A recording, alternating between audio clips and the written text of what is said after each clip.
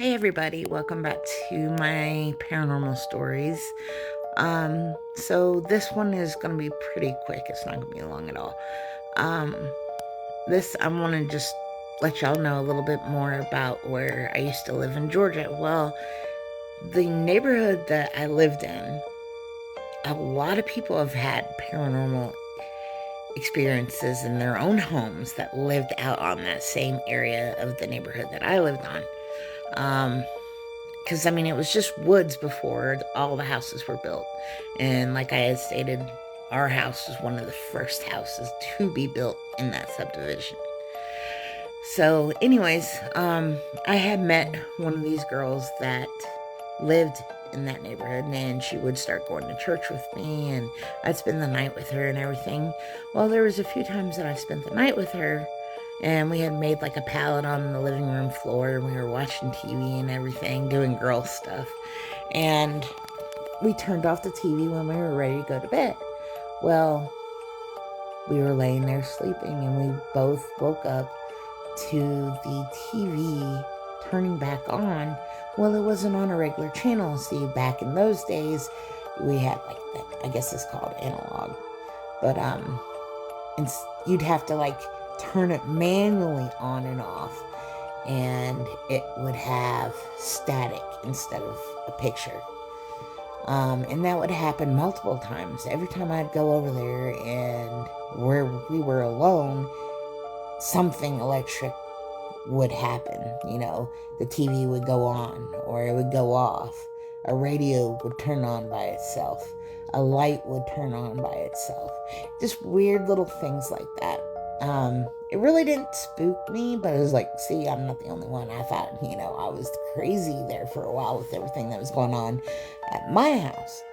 Well, anyways, there also was on one part of the area of the subdivision had like this long dirt road, and it connected to other subdivisions and out onto the main road. Well, it took a good 15-20 minutes if you went down that dirt road to get to civilization, pretty much. It was just all woods. Well, anyways, we as kids, we checked things out and just were hanging out, and we actually found a family cemetery plot way back in the woods. And I wish I could have documented that back in the day, but of course, flip phones, beepers, yeah. Anyways, so we found that, and one night, the girl that I had spent the night with, her mom had picked me and her up from youth stuff at the church. Well, on our way back, she decided to go down the dirt road. And we liked it because, we could talk about spooky stuff and just do girl stuff. Well, anyways, we were riding along in the car, and I was in the back seat, and her mom was like, Liz, turn around and look. And I'm looking. There's nothing there. She's like, look.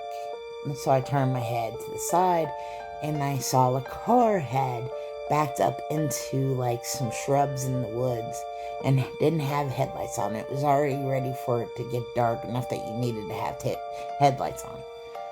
Well, we passed it, and when we passed it, it pulled out of the woods and onto the dirt road, following us. I'm telling you right now, this woman flew on a dirt road to get to her house. This car chased us for a good 10-11 minutes down the road. I mean, on our butt. It was a black, dusty, of course, because dirt roads, car. And as soon as we hit or even got near where the asphalt started on that dirt road, that car disappeared. I've never seen that car before, ever again. Freaked me the fuck out. So that was one experience. Now, it gets pretty wild because directly across from my old house was a plot. Well, the plot was supposed to be them building another house. Well, they cleared out some of the trees, but they never did anything with it. It's like they started it and they just stopped. Well, anyways, you could walk back there, go into the woods, and there's a trail that would go down to this huge, beautiful area, like a beach type area, but it was like a lake, and or actually is a river. And actually, that river is connected to a part of a river that was videoed, and I think it was Friday the 13th or one of the horror movies, which I can find that out and I'll post it if I can find it. Um, but yeah, if you go and follow this trail down to the river, people would go out there and party, drink, and do, what us teenagers used to do. Well, there's other people that would go down there, and they wouldn't be just partying, smoking, drinking, and listening to music. No, they were sacrificing things. They were sacrificing animals. I wouldn't say people, but they would sacrifice animals. We found skeleton bones of animals, poor things, markings, carvings, and at that point in time, I wasn't as knowledgeable as I am now in witchcraft. At that point in time, I dabble and do little small things, but I wasn't where those people were at. So I don't know if that might be connected to some of the paranormal stuff that's gone on near where we live. You would hear disembodied voices coming from the woods.